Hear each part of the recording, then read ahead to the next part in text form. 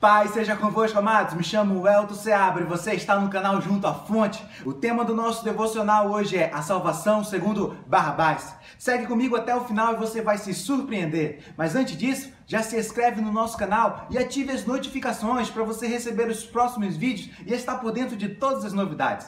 Já se inscreveu? Então vamos lá!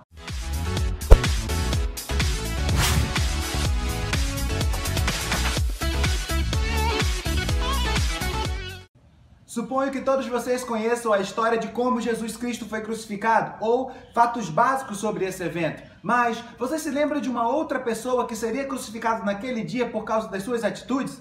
Seu nome? Barrabás. Mateus chama de um preso muito conhecido. Marcos diz que ele foi preso com amoteadores, pessoas que promovem motim, e que nesse tumulto ele realizou um homicídio.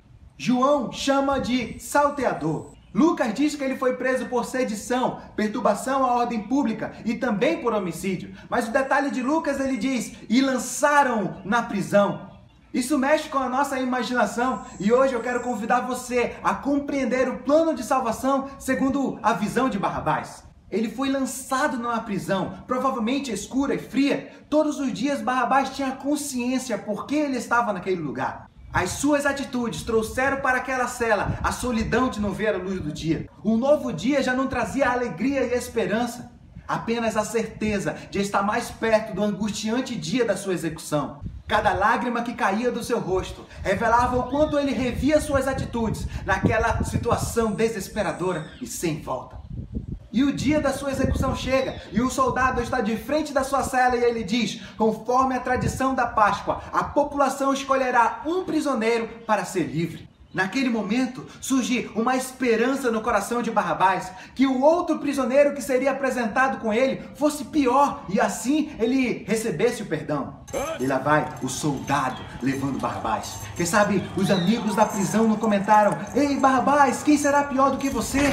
Você já está condenado. E o grande cenário do julgamento está formado. Barrabás, Jesus, Pilatos, a grande multidão e, lógico, Deus. Não demorou muito para Barrabás compreender a sua situação. Quando ele olha para Jesus, ele tem uma certeza. Jesus não é um prisioneiro como eles. Isso, a sua esperança cai pela metade. E quando Pilatos diz, eu não encontro em Jesus nenhum motivo para ser crucificado, aí Barrabás tem a plena certeza, eu sou o grande condenado, porque eu estou diante de um santo homem, na qual nem mesmo Pilatos consegue encontrar pecados. Acabou a esperança. Com certeza soltarão a esse Jesus e crucificarão a mim. Quando de repente Pilatos apresenta Jesus novamente e o povo grita a uma só voz, crucifica-o, crucifica-o. E para Barrabás o povo grita, solta-nos Barrabás, solta-nos Barrabás. Não precisa ter nenhum grau de instrução ou nível espiritual para perceber o contraste e a injustiça dessa escolha. Mas sabe, apesar da nossa atenção ser atraída pela multidão gritando, pelas pessoas se empurrando e brigando, pelos pombos voando assustados por causa daquele cenário, eu gosto de observar o silêncio do nosso Mestre Jesus, pois ele era o único que sabia o que estava acontecendo naquele momento. E de fato, várias coisas estavam acontecendo nos bastidores daquele cenário. Eu quero destacar para você apenas 3. Primeiro, o de Barrabás. Cada vez que as pessoas gritavam, solta-nos Barrabás, ele tinha uma certeza, tem alguma coisa errada aqui. Eu quero ser livre, mas ele é santo, eu sou condenado, eu não sou digno, eu não mereço. Segundo, Deus, no mais alto céu, dizendo, meu filho. Sim, não estranhe Deus chamando Barrabás de filho, porque de fato é o significado do seu nome. Barrabás, o filho do Pai. Meu filho, eu sei que você não se acha digno e de fato você não merece, mas hoje eu te apresento a minha graça, um favor imerecido. Eu escolhi o meu filho e ele aceitou morrer em seu lugar. Hoje inicia um novo tempo sobre a terra, o tempo da graça. Se você já foi constrangido por esse grande amor de Deus, você entende bem a situação na qual Barrabás estava, conhecendo a graça, um favor imerecido. Porque pela lei de Deus, o pecado ele deve ser pago com a morte, o salário do pecado é a morte, mas Deus tem um plano chamado plano de salvação. Para isso ele envia o seu único filho, mas ele precisava nascer sem a nossa natureza pecaminosa da semente de Adão. Então ele é gerado através do Espírito Santo, diretamente no ventre virgem de Maria. Só que ele foi homem, sujeito a todas as tentações que nós poderemos ter. Mas ele viveu todos os dias sem pecar, e lá estava ele, pronto para ser morto. Agora, se a morte é uma punição para o pecado e Jesus não tinha pecado, então ele não poderia morrer. Justamente isso, aquela morte não era dele, era a morte de Barrabás, era a minha morte, era a sua. Precisou acontecer aquela injustiça para que se transformasse na nossa justiça. Por isso a Bíblia declara que nós somos justificados por Cristo, declarados justos diante de Deus, porque Jesus Cristo pagou o nosso pecado pela sua morte na cruz.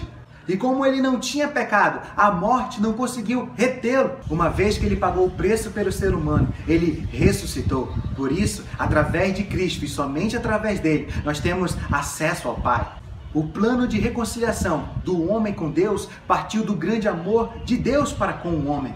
Sim, Deus amou o mundo de tal maneira que ele conseguiu entregar o seu único filho para que todo aquele que nele crê não pereça, mas tenha vida eterna. Agora, se lembra que falta o terceiro bastidores daquele cenário? Imagine os amigos da prisão quando eles ouviam as pessoas gritando: solta-nos Barrabás! Solta-nos Barrabás! Imagine como aquela prisão ficou agitada. Quem sabe aquele que estava apenas com uma atitude errada naquele lugar. Ah, esse pensou: Barrabás? Solto? Eu conheço o seu histórico, eu conheço o seu passado, ele é muito pior que eu. Agora ele vai querer ser o justo, o santo? Você já ouviu isso na sua caminhada? Ah, esse que enganava, falava palavrões, fazia isso, aquilo, agora está com uma Bíblia debaixo do braço. O que esses amigos da prisão não sabem, que o nosso sentimento não é esse. E eu posso imaginar o sentimento de Barrabás, debaixo de uma árvore, no final daquela tarde, onde passou tudo tão rápido, pensando e tentando entender tudo aquilo que aconteceu. Quem sabe ele pensava: peraí, eu era um criminoso, ele sem pecado. Eu estava sendo solto, ele condenado. Eu era a malícia e ele sem maldade. Eu era a mentira e ele a verdade. Ele era Jesus Cristo e eu Barrabás. E quando eu imagino isso na minha vida, eu tenho o mesmo entendimento. Eu não sou digno, eu não mereço. Entre eu e ele naquela cruz, eu deveria ser escolhido. Mas ele aceitou morrer em meu lugar. Verdadeiramente, ele é Jesus Cristo e eu era um Barrabás. Agora, fica uma pergunta: se Barrabás voltasse a cometer crimes, ele voltaria à prisão? Sim, é claro. Então, ele deveria aprender a viver como livre. E sabe o que acontece quando nós aprendemos a viver como livre? Nós podemos voltar lá nos amigos da prisão e em cada cela: ei, ele também aceitou morrer em seu lugar. Você está livre, basta você acreditar. Sim, basta você crer que ele morreu e ele ressuscitou para te salvar. E nós vamos com duas atitudes. Primeiro, anunciando essas boas novas. Segundo, ajudando a consolidar, a viver como livre. Não segundo os dogmas e costumes de uma igreja, mas segundo a palavra do Pai, que enviou o seu Filho para morrer no meu e no seu lugar. Amado, se esse vídeo abençoou a sua vida, e se você deseja que ele seja visto por mais pessoas, deixe o seu curtir, se inscreve no nosso canal. Se você estiver assistindo pelo Facebook, mencione os seus amigos nos comentários. Essa é a forma que você nos ajuda a propagar essa verdade. Tenha um dia ricamente abençoado naquele que sempre te amou e aceitou morrer em seu lugar. Sim, ele, Jesus Cristo.